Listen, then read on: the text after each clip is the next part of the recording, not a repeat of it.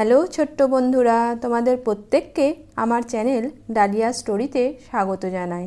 আশা করি তোমরা সবাই খুব ভালো আছো। আজ আমি তোমাদের বিক্রম ও বেতালের গল্প থেকে বেতালের বলা সপ্তম গল্প পড়ে শোনাবো।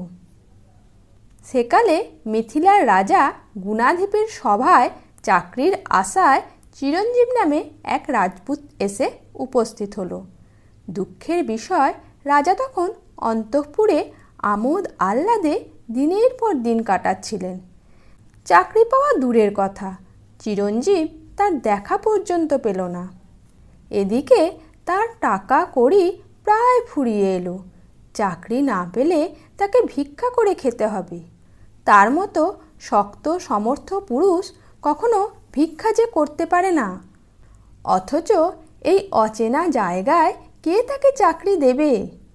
তাছাড়া রাজার অনুগ্রহের অপেক্ষায় নিজেকে সে ছোটই বা করবে কেন? তার চেয়ে বনে গিয়ে ভগবানের আরাধনা করা ঢের ভালো। এই ভেবে চিরঞ্জীব সত্যি সত্যি বনে চলে গেল। এ ঘটনার কিছুদিন পরে রাজা গুণাধিপের আমোদ প্রমোদের শখ মিটে গেল। তিনি আবার রাজকার্য হাতে নিলেন। চিরঞ্জীবের কথা জানতেও পারলেন না। এরপর একদিন দলবল নিয়ে রাজা ওই বনে শিকার করতে গেলেন। একটা হরিণের পিছনে ছুটতে ছুটতে দলছুট হয়ে পড়লেন। একা গভীর জঙ্গলে যে কখন ঢুকে পড়েছেন সে বিষয়ে তার নিজেরই খেয়াল নেই। এদিকে সন্ধ্যা হয়ে এসেছে। রাজা খিদে ও তেষ্টায় কাতর, ক্লান্তিতে শরীর ভেঙে পড়েছে। অথচ কোথাও কোনো জলাশয়ের চিহ্ন দেখতে পেলেন না।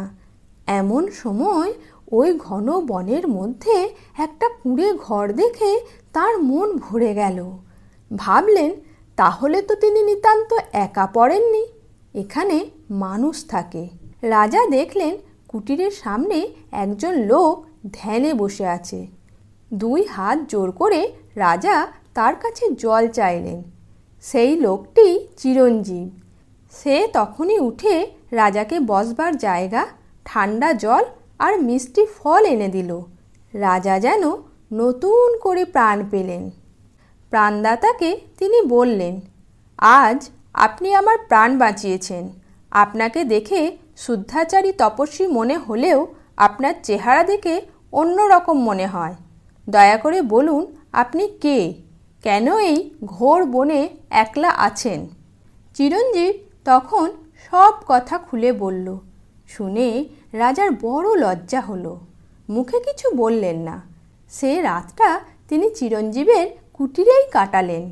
পরদিন সকালে নিজের পরিচয় দিয়ে আগের অবহেলার জন্য দুঃখ প্রকাশ করে চিরঞ্জীবকে আদর করে রাজধানীতে নিয়ে এলেন।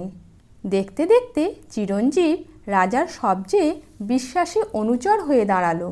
রাজা তাকে বড়ই ভালোবাসতেন। একবার বিশেষ দরকারে তিনি তাকে বিদেশে পাঠালেন। সেখান থেকে ফিরিবার সময় সমুদ্রের ধারে এক অপূর্ব মন্দির তার চোখে পড়ল। অমনি সে মন্দিরে গিয়ে দেব দর্শন করল। বেরিয়েই সামনে একজন অপরূপ সুন্দরী মেয়েকে দেখে চিরঞ্জীব মুগ্ধ হয়ে গেল। মেয়েটি বলল, তুমি যা বলবে আমি তাই করব। চিরঞ্জীব পুকুরে নামল। কিন্তু কি আশ্চর্য! এক ডুব দিয়ে মাথা তুলেই দেখে কোথায় সমুদ্র তীর, কোথায় মন্দির, কোথায় সেই সুন্দরী? সে নিজের বাড়ির সামনে দাঁড়িয়ে আছে। এই অদ্ভুত ঘটনার কথা শুনে রাজা মন্দিরে গিয়ে দেব দর্শন করলেন। বেরিয়ে আসতেই আবার সেই সুন্দরী দেখা দিল। গুণাধিপ দেখতে বড় সুপুরুষ ছিলেন।